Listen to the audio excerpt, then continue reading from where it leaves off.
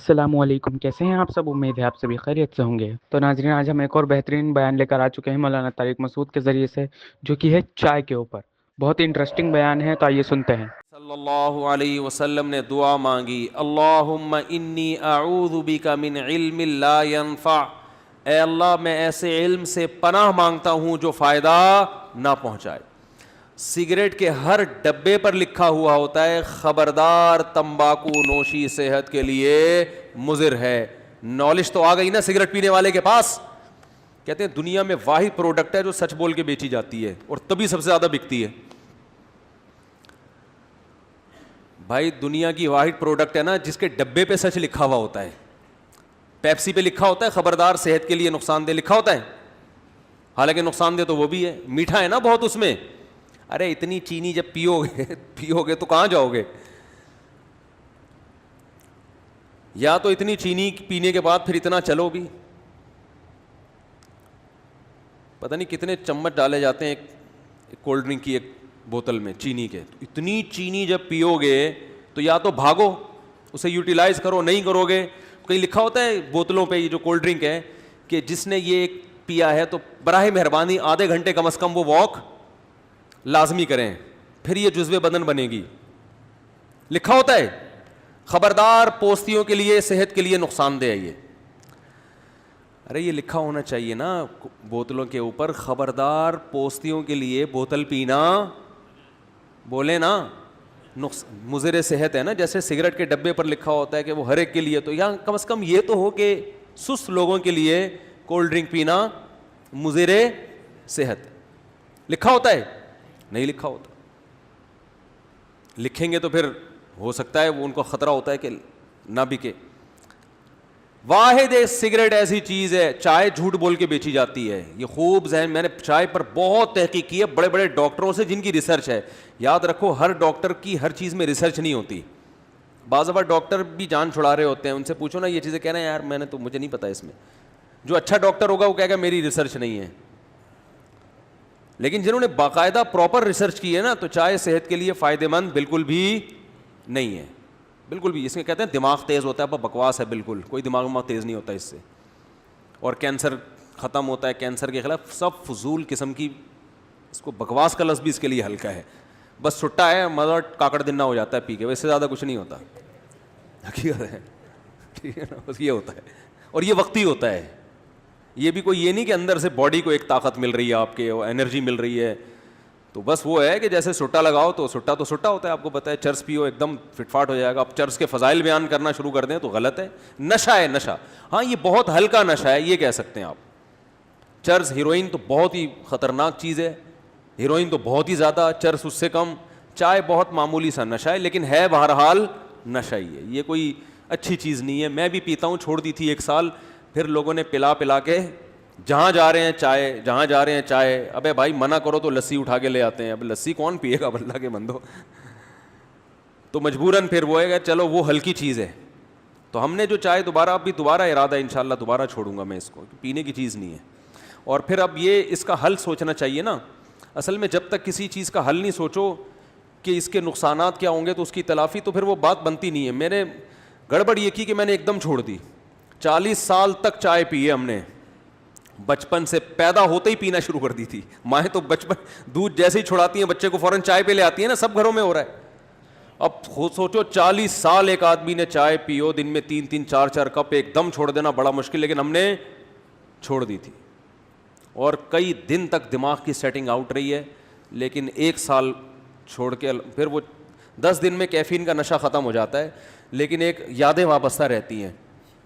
Caffeine کا نشہ ماہرین کہتے ہیں اس میں کمی بیشی بھی ہو سکتی ہے، 10 دن تک رہتا ہے، بہت زیادہ 10 دن آپ پریشان ہو گئے، اس کے بعد فٹ فاٹ ہو جاؤ گے، لیکن وہ رہے گا، ایک ٹھڑک رہے گی، کسی کو چائے پیتا ہوا دیکھ کے دل چاہے گا لے لوں، یہ ٹھڑک باقی رہتی ہے، 3 4 مہینے میں یہ ٹھڑک بھی کیا ہو جاتی ہے، ختم، اور 1 سال میں تو بالکل ختم ہو گئی تھی، بڑا مجاہدہ کیا، لیکن وہی ہے، یہ میں آپ کو جلدی بتا دوں تاکہ جو چھوڑنا چاہتے ہیں نا تو وہ اس پر عمل کریں، یہ چھوڑیں، اس کا نقصان ہے آپ کو۔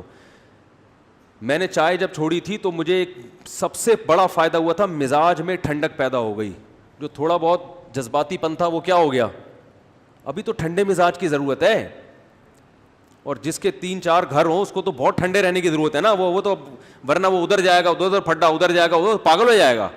تو چائے چھوڑنے کا سب سے بڑا فائدہ یہ ہوا تھا کہ دماغ کو سکون ملا ہے, کیونکہ نشہ ہے نا, نشے سے وقتی فائدہ ہوتا ہے, ورنہ انسان ڈپریشن میں جاتا ہے. تو بہت دماغ میں ایک یعنی بہت سی باتوں پہ پہلے غصہ آتا تھا, وہ غصہ آنا ختم. اب ٹھنڈے دماغ سے آدمی فیصلہ کرتا ہے, میدا صحیح ہو جاتا ہے. چائے پیٹ کا بیڑا غرق کرتی ہے, میدا پہ بہت اچھا اثر پڑا تھا. یہ 2 فائدے تو فوراً ہوئے تھے. خیر, تو میں جلدی سے وہ بتا دوں پھر بیان کی طرف آتا ہوں. اب یہ ہوتا یہ ہے کہ ہمارے ہاں جب بھی کوئی ملنے آ رہا ہے, کسی سے ملنے جاؤ تو وہ کیا پیش کرے گا؟ چائے. اب میں نہیں پیتا تھا, میں نے کہا نہیں پینا, تو اس کو ایک الگ ٹینشن کہ اب ان کے لیے کیا بناؤ.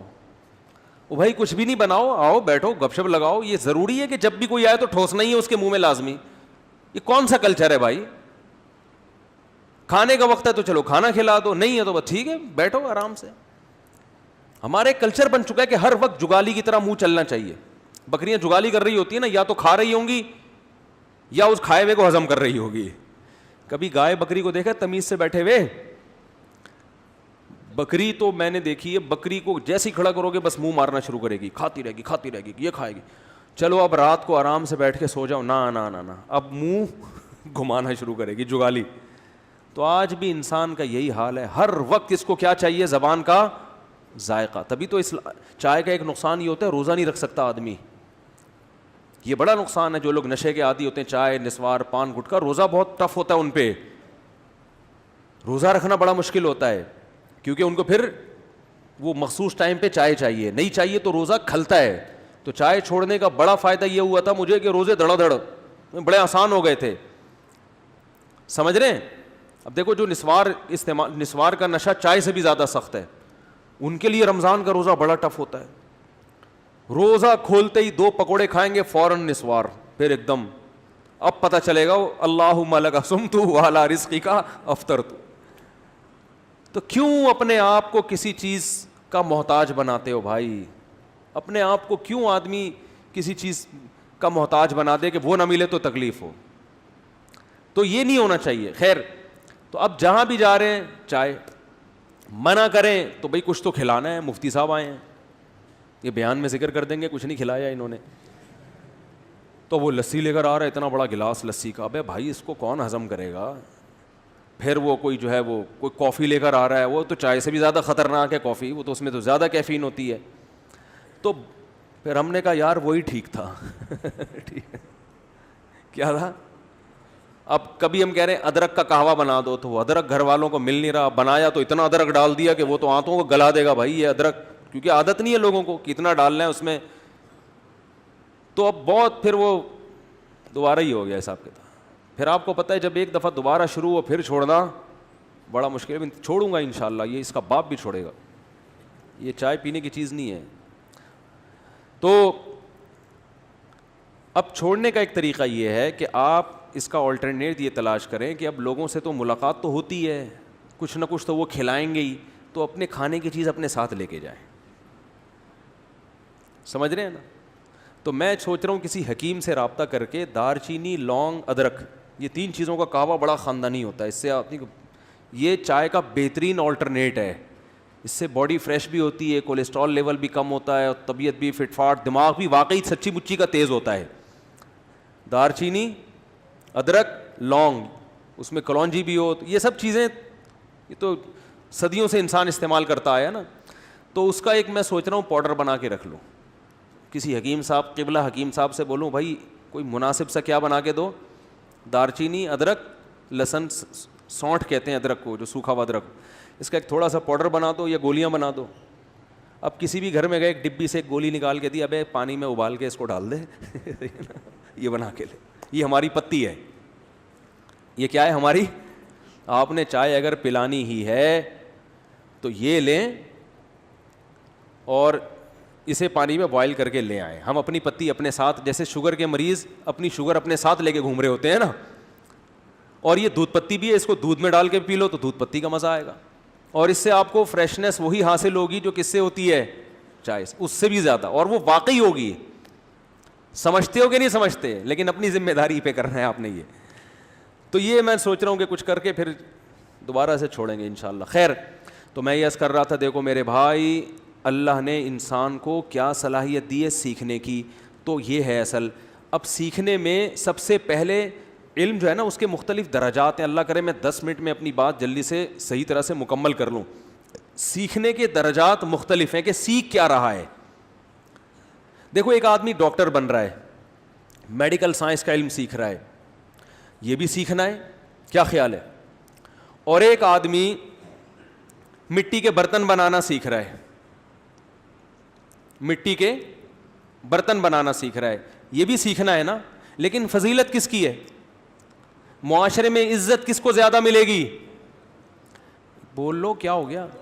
ڈاکٹر کو. یار یہ زیادہ مٹی کا برتن ٹھیک ہے, لیکن وہ نہ ملے تو کوئی ٹینشن نہیں ہے, یہ تو فیکٹریوں میں ویسے ہی اتنا کچھ بن رہا ہے, اور وہ بھی سیکھنا پڑتا ہے. میں اور آپ مٹی کے برتن نہیں بنا سکتے, لیکن میڈیکل سائنس کی فضیلت بولو زیادہ ہے, کیونکہ بھائی یہ ایسا علم ہے جس سے انسان کو حیات اور زندگی ملتی ہے. تبھی لوگ ڈاکٹروں کی عزت ایک کمار سے زیادہ کرتے ہیں, کمار جو مٹی کے گھروندے بناتے ہیں, اور پیسہ بھی ان کو زیادہ ملتا ہے ڈاکٹروں کو. تو یاد رکھیں انسان کی فضیلت سیکھنے. اچھا, سیکھنے میں کچھ چیزیں ایسی ہوتی ہیں جن کا سیکھنا فضیلت نہیں ہے, بلکہ وہ اور آپ چرس بنانے کا طریقہ سیکھ رہے ہیں. بولو نا یار, یہ بھی تو سیکھنا ہی ہے نا. تو اس سیکھنے کی وجہ سے انسان کو فضیلت ملے گی؟ نہیں ملے گی نا. یہ جیسے لیپ ٹاپ میں آپ نے ایک سافٹ ویئر ڈال دیا, اور وہ سافٹ ویئر کیا کر رہا ہے کہ وہ بہترین جوا کھیلنے کا ایک ذریعہ ہے. وہ ایسے بھی تو پروگرام ڈلتے ہیں نا, اس میں بیٹھ کے آپ پب جی کھیلو, آپ جوا کھیلو. تو سیکھنا جو جس کی بیس پر انسان کو فضیلت ہے وہ مطلق علم نہیں ہے, بلکہ مفید علم جس کا انسان کو فائدہ ہو. اور اس میں بھی سب کے درجات ایک جیسے نہیں ہیں, کچھ علوم کی فضیلت دوسرے علوم سے زیادہ ہے. تو یاد رکھیں جس طرح میڈیکل سائنس کے ایک ڈاکٹر کو فضیلت کمار پہ زیادہ ہے, بالکل اسی طرح سب سے افضل علم اللہ کی نظر میں وہ علم ہے جس علم سے آپ کو اللہ کا پتہ چلتا ہو, اللہ کی معرفت حاصل ہوتی ہو, اور آپ کو کن چیزوں سے اللہ خوش ہوتا ہے اور کن چیزوں سے اللہ ناراض ہوتا ہے یہ پتہ چلتا ہو.